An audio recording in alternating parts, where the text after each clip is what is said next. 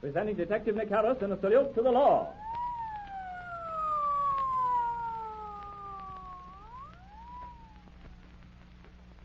Ladies and gentlemen, we bring you Detective Nicholas B. Harris, chief of the internationally known Los Angeles detective agency bearing his name, in one of his dramatizations of true-life crime stories, proving to the youth of today the folly of committing crime.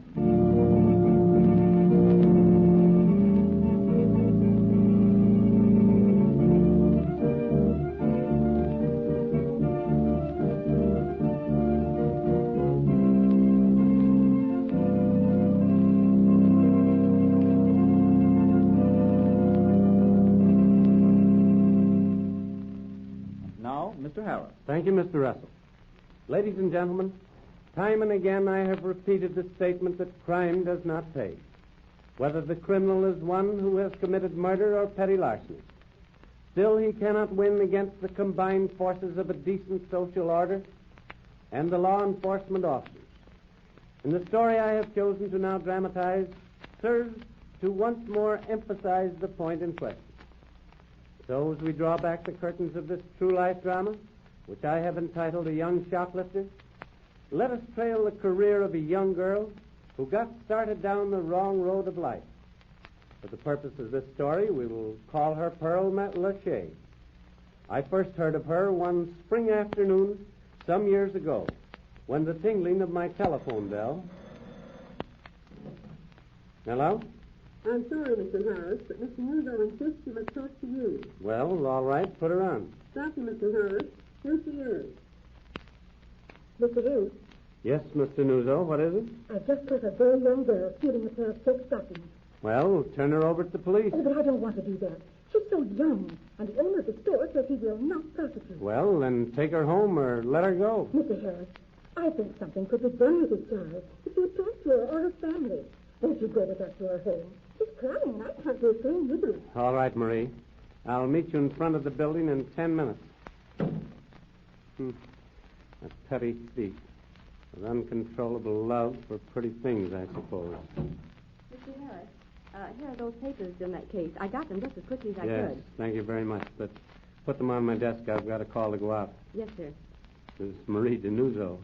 She's got a young girl shoplifter and wants me to see what I can do. Oh, Mr. Nuzzo again? Yeah, and I hate to turn her down. Any person Marie wants to help is usually worth helping.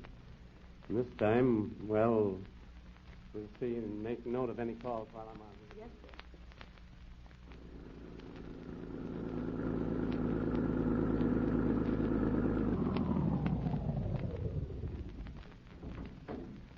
All right, Pearl.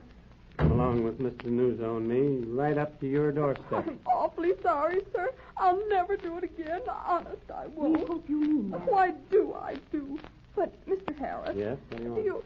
Do you have to go up to the door to my house with me? Can't you leave me here on the walk? I hate for Margaret and Blanche to know. Better your family know than the police. Listen, Pearl, and don't cry. You said your mother was a widow and that she worked daytime. Well, she won't be here now. And your youngest sister, Blanche, won't understand much about it anyway.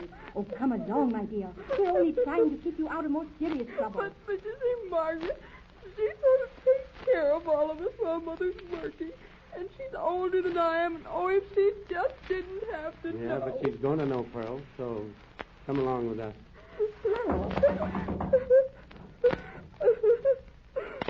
Pearl, what's the matter? Why, you're crying. Oh, Margaret. Your name is Lachey, Margaret Lachey? Yes, who are you people? I'm Marie DeNuzzo, Special Department Store Operator. This is Detective Harris. Oh, We're just bringing your sister home. Yes, Miss Lachey, instead of taking her to jail, jail? she was caught stealing a pair of expensive silk stockings. More expensive than I imagined she could have paid for. Pearl, come into the house. Margaret, don't be too hard on me. I didn't mean to. I didn't. Get into your room and stay there. Just you wait till Mom gets home. She'll give you a good licking that you won't forget. I'm sorry we had to do this, Margaret. Oh, I'm sure that Pearl will never do anything like this again. Miss Lachey, it's because we hope she won't. Because we hope that this scare may be the only lesson she needs that we brought her home to you. Now, the responsibility is mostly yours and your mother's. Come, Mr. Nuzzo. I've got to hurry back to the office. All right, Mr. Harris. Goodbye, Margaret. And I hope everything turns out all right. Oh, thank you. Thank you. Thank you both.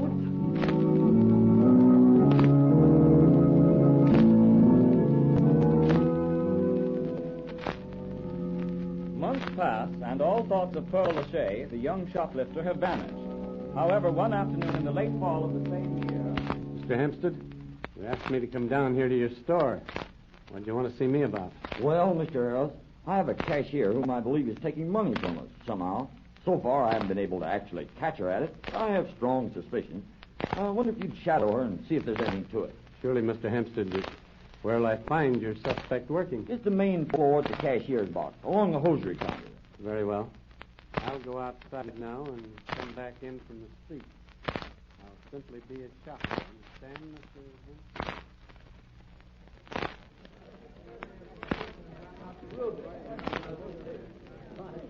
So it's Pearl Lachey again.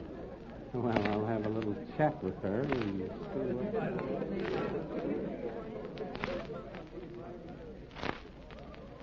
Hello, Pearl. Oh, Mr. Harris, what are you doing here? Checking up on me? No, just shopping. I happened to see you, so I thought I'd speak to you. Oh, sure. How do you like your new job? Oh, I like it lots. I've been behaving myself, too, just like I promised I would. Well, I'm glad to hear that, Pearl. Just keep straight and you'll never regret it. You got to be going now, so goodbye. And goodbye, Mr. Harris.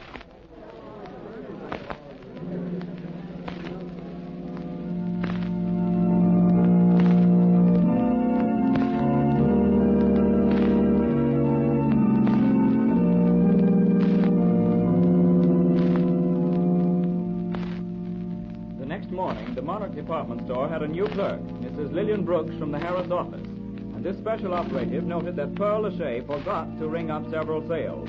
However, as yet, Lillian Brooks hadn't discovered the girl's method of making away with the money not registered. But after working hours, detailed to shadow Pearl when away from the store were Lulu Lane and Hazel Gordon, two other special women operatives, and as they began their vigilance, they noticed... Hazel, look. She's meeting someone. That chap with only one arm. See the grin on his face and the happy smile on hers? Yes. Who is he? Do you know him, Lulu? Oh, that's Charles Stevens at Davy's Rat, Hazel. He works for department stores on the lookout for young girls just out of school. He's been up several times on such charges. Well, he seems to be a very good friend of our little suspect right now. Come on. There they go into the crowd. We're following that pair all night, if necessary.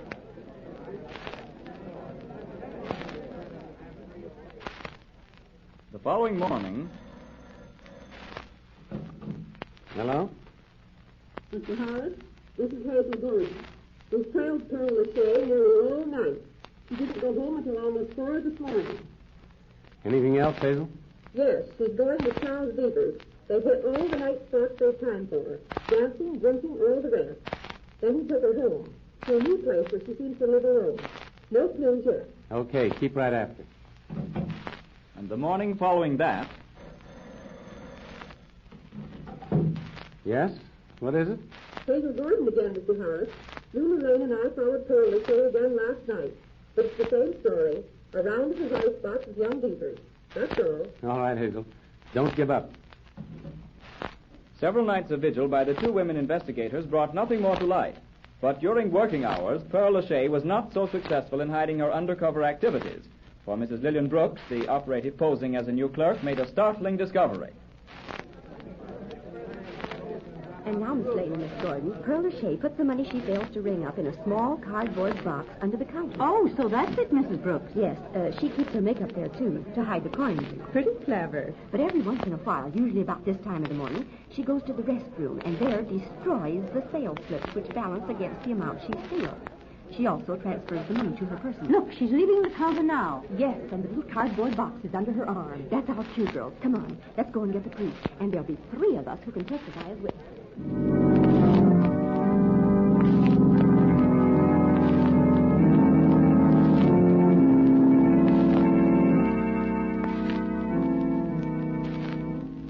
Mr. Hempstead, so you refuse to prosecute?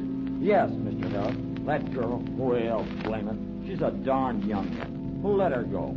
She can't work here anymore. No, sirree, she can't do that.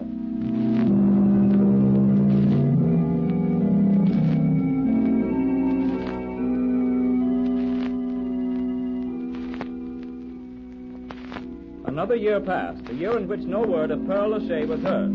Perhaps the little shoplifter had reformed. But one day, reappearing out of a clear sky, Pearl was once more seen by Lulu Lane, seen and trailed, as she was entering one of Los Angeles' smartest department stores, and her companion was the debonair Charles Devers. Is this the floor, dear? Yes, Charles. Oh, here comes the clerk now. May I help you? Yes. You see, we're going to be married soon, and I'd like to select a wedding gown. Oh, a wedding gown. Won't you step this way, please? Certainly. Come along, Charles. All right, darling. Now, here are several lovely gowns that I'm sure you'll be interested in. Oh, that one. Charles, do you like it? Well, Pearl, I believe I prefer that one there. Good, then I'll try them both on and see which you like the best. Yes, just step this way, please. All right, then. We'll leave it that way. We'll make the $5 deposit now, and tomorrow I'll bring my mother down to see the gown. I'm crazy about it That myself. wedding gown, but... where is it? Have any of you clerks seen it? Honey, hurry. Let's get going. The head saleswoman's wise, I think. Come on. Oh, yes. We'll be back tomorrow. Goodbye. Thanks to me. Miss Harper, have you seen that gown? That pearl-trimmed wedding gown? Oh, it's gone. Why, it was there, in the dressing room, just a moment No, ago. you must be mistaken. It's nowhere to be found. And I have a customer ready to take it. A debutante, one of our most important customers. She saw it yesterday and she wants it. Oh, where is it? I don't know, but I do know that gown was there. That young woman who just left, the one with the young man, well, she just tried it on. It couldn't have vanished into thin air. But it has, and we've got to find it. That gown, Miss Harper, was valued at $500.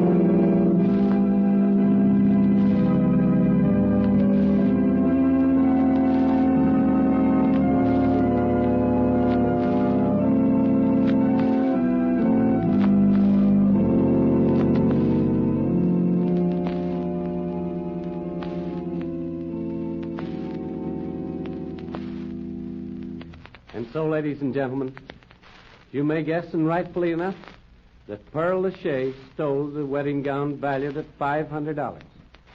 But how did she do it? And how was she caught with the goods upon her own person? Well, remember, Miss Lula Lane saw every move of what you have just heard enacted upon our radio stage. And therefore, but suppose we bring you the conclusion of this story next week, because there's a strong moral lesson yet to be pointed out in the case of Pearl Lachey.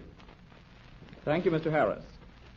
Ladies and gentlemen, you have just heard another true life story brought to you by Detective Nicholas B. Harris, internationally famous Los Angeles criminologist and chief of the detective agency bearing his name. Although this was a true story, fictitious names and places have been used throughout this narrative. The story was dramatized by Howard W. Bull and produced under the direction of Carolyn Carroll with Wesley Turtelot at the organ. Mr. Harris wishes me to thank the following cast for their participation this evening: Olive Thomas, Mary Ryan, Gertrude Harris, Helena Reagan, Betty Carmine, Lenore Thompson, Robert Moore, Elizabeth Bates, Marion O'More, and Earl Hurt. The Nick Harris program will again be heard over this station next Friday evening at 8:45. I invite you to tune in at that time and hear the concluding episode of the true crime story, The Young Shoplifter. This is Frank Russell speaking.